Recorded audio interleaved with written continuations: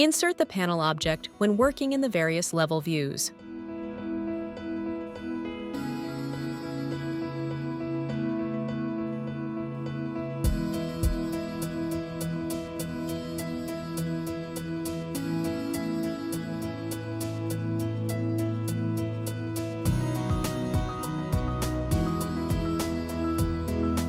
Define the dimensions from the Properties toolbox.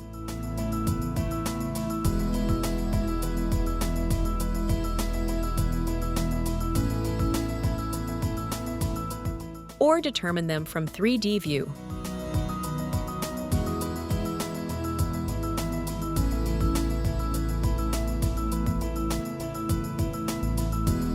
Set the opening direction.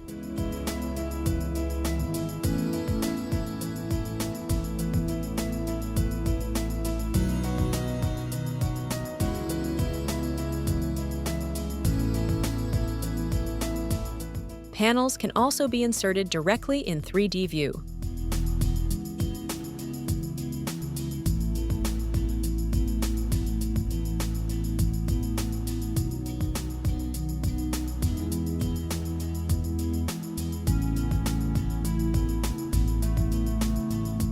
Use the directional cube to position it.